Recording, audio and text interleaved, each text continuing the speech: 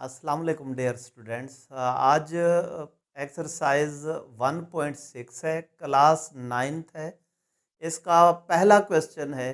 इस क्वेश्चन को सॉल्व करने के दो मेथड हैं, by Cramer rule and matrix inverse method. और ये क्वेश्चन या ये एक्सरसाइज जो है ये बोर्ड के पॉइंट ऑफ व्यू से बहुत ज़्यादा अहम है। बोर्ड में लॉन्ग क्वेश्चन फर्स्ट चैप्टर में से इसी एक्सरसाइज में से आता है। आज मैं आपको ये क्वेश्चन क्रैमर के मेथड से सॉल्व करा कर दे रहा हूँ, तो उसके बाद इन्हीं क्वेश्चंस को फिर हम मैट्रिक्स इन्वर्जन मेथड से भी हल करेंगे। ये जो हमारा चैप्टर है ये मैट्रिसेस का है, लेकिन इसमें अगर आप क्वेश्चन को देखें ये इक्वेशंस की फॉर्म में आया हुआ है। पहले हम इन इक्वेशंस को क्या करते हैं,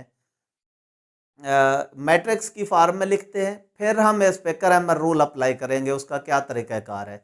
अब ये है, इसको क्या करते हैं हम, writing in matrix form. Writing in matrix form अगर देखें, मैट्रिक्स फॉर्म में हम क्या करते हैं, एक्स और वाई कोफिशिएंट इधर लिख लेते हैं। पहले इसमें 2, दूसरा -2 है, विद साइन लिखेंगे -2, ये 3 और ये हमारे पास क्या है 2, ये एक है। ये क्या है, उस इक्वेशंस में वेरिएबल्स के कोफिशिएंट का एक मैट्रिक्स बना लिया। इसके साथ हम क्या लिख देते हैं, x y is equal to 4 6, इसको भी इस तरह बना लिया। अब हमारे पास अगर हम इनको मल्टीप्लाई करें तो 2x - 2y फिर 3x + 2y वही की वही इक्वेशन बन सकती है। अब हमारे पास हम इनको नाम देते हैं। इसको जो वेरिएबल के कोफिशिएंट का सेट मैट्रिक्स है उसको ए का, इसको कैपिटल एक्स, इसको बी से रिप्रेजेंट करते हैं। किसी भी मैट्रिक्स को रिप्रेजेंट इंग्लिश के कैपिटल अल्फ़ाबेट से किया जाता है। अब हमें क्या करना है, हमें एक्स की मैट्रिक्स एक्स की वैल्यू चाहिए, उसमें क्या मौजूद है एक्स एंड वाई, हमें उसकी वैल्यू चाहिए। अब हम इसको क्रैमर के रूल की मदद से हल करते हैं।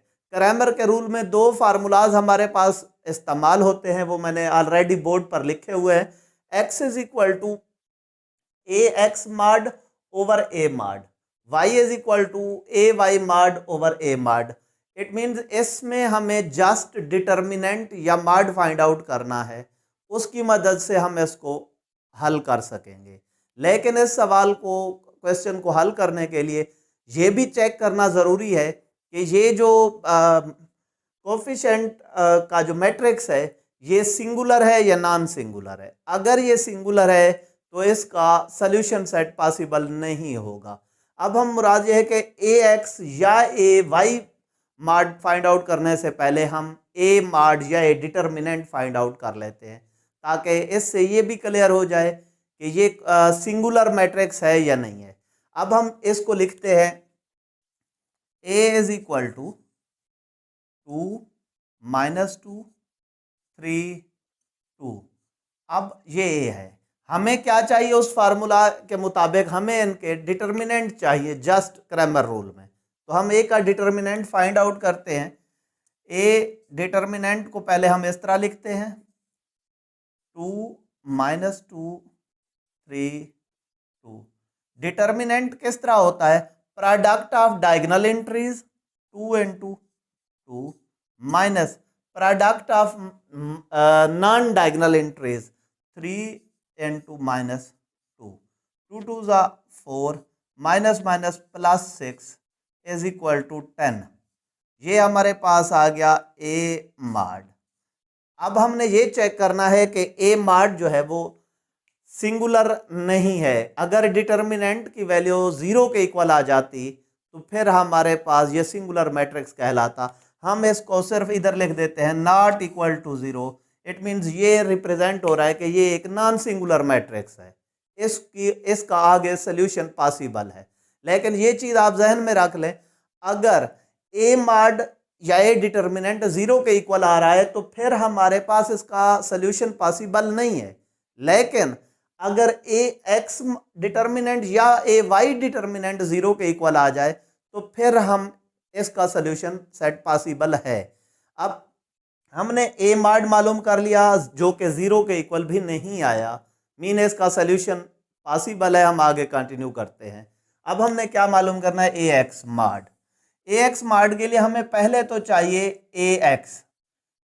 ए एक्स हमारे पास किस तरह लिखते हैं, ए एक्स इस तरह बनाते हैं, जो मैट्रिक्स ए जिसको हमने नाम दिया हुआ था वेरिएबल के एक्स कोफिशिएंट्स का, उसमें हम पहले कॉलम को हटा के उसकी जगह पे बी वाली वैल्यूज पुट कर देते हैं। ये हमारे पास इधर क्या आ जाएगा 4 6। दूसरा कॉलम यही रहेगा, हमारे पास क्या आ गया -2 2। ये हमारे पास क्या है ए एक्स की वैल्यू। ए एक्स की वैल्यू हमारे पास अब आ गई है। अब हम इसका भी सिंपल डिटर्मिनेंट मालूम करते हैं। ए डिटर्मिनेंट मालूम करने के लिए पहला स्टेप हमारे पास ये है, इस तरह हमने लिखना होता है 4 - 2 6 2। हमारे पास डिटर्मिनेंट किस तरह होता है, product of diagonal entries 4 × 2 -6 × -2 is equal to 8 plus 12। अब ये भी ध्यान में रखें, प्रोडक्ट ऑफ डायगोनल एंट्रीज हर सूरत में हमने पहले रखनी है, नॉन डायगोनल का प्रोडक्ट बाद में माइनस कर रखना है। हमारे पास क्या आंसर आ गया 8 - प्लस 12। अब हमारे पास क्या आ जाता है, ये 20 आता है ए एक्स मॉड। अब ये ए एक्स मॉड की वैल्यू आ गई है, डिटर्मिनेंट की वैल्यू आ गई है, लेकिन अगर ये 0 के इक्वल आ भी जाए फिर भी सोल्यूशन पॉसिबल था। अब ये ए एक्स मॉड भी मालूम हो गया। नेक्स्ट ए वाई मॉड है। ए वाई मॉड के लिए पहले हमें ए वाई का मैट्रिक्स लिखना है। जिस तरह हमने ए एक्स मॉड के लिए क्या किया था, पहला कॉलम इसका हटा के उसकी जगह पे बी की वैल्यू लिखी थी। अब इसमें हम फर्स्ट कॉलम को रिप्लेस नहीं करेंगे, हम फर्स्ट कॉलम वैसे का वैसा लिख देंगे 2 3, लेकिन इसमें जो सेकंड कॉलम है हम उसको रिप्लेस करके उसकी जगह पे ये बी वाली वैल्यू पुट करेंगे 4 6। ये ए एक्स और ए वाई लिखने के मेथड है। उसके बाद वही डिटर्मिनेंट इंतहाई आसान है। A Y mod is equal to 2 4 3 6। हमारे पास ये आ गया। अब 2 × 2 6 -3 × 4। अब 12 - 12 हमारे पास है, ये आ गया ए वाई मॉड। अब ए वाई मॉड हमारे पास क्या आ जाता है, A Y mod is equal to 0। अब हमारे पास ए वाई मॉड अगर 0 आ रहा है तो इसका कोई इशू नहीं है, ये 0 आ सकता है, लेकिन ए 0 के इक्वल नहीं आना चाहिए। अगर ए 0 के इक्वल इस जगह पे आ गया तो उसका हम लिख देंगे this matrix is singular Matrix so it's solution is not possible. अब कंटिन्यू करते हैं। हमें चाहिए था ए एक्स मॉड चाहिए था, ए वाई मॉड चाहिए था, सब चीज़ें आ गई हैं। अब हम क्या करते हैं, वही फार्मूलाज अप्लाई करके इनको हल करते हैं। अब हमारे पास क्या है, x is equal to a x mod over a mod and y is equal to a Y mod over a mod. अब x is equal to a x की वैल्यू कितनी हमारे पास आई थी 20, ए मॉड हमारे पास 10 है, तो x इज इक्वल टू 10 1 ज़ा 10 10 2 ज़ा 20 2 आया। इसी तरीके से y is equal to 0/10, y is equal to 0 हमारे पास आ गया। अब हमें इसमें वैल्यू भी किसकी फाइंड आउट करनी थी, x एंड y की वैल्यू फाइंड आउट करनी थी, इस मैट्रिक्स की वेरिएबल्स की वैल्यू फाइंड आउट करनी थी, जो हमने वैल्यू फाइंड आउट कर ली है। ये क्रैमर का मेथड है और इंतहाई आसान मेथड है। उम्मीद करता हूँ आपको ये सवाल कंप्लीटली क्लियर हो गया होगा। अगर आपको ये क्वेश्चन समझ आ गया है तो यही रिक्वेस्ट है कि मेरे चैनल को सब्सक्राइब भी कर दें, लाइक भी कर दें और कमेंट भी कर दिया करें, ताकि मेरी हौसला अफजाई हो सके और मैं आपके लिए अच्छी से अच्छी वीडियोस बना सकूँ।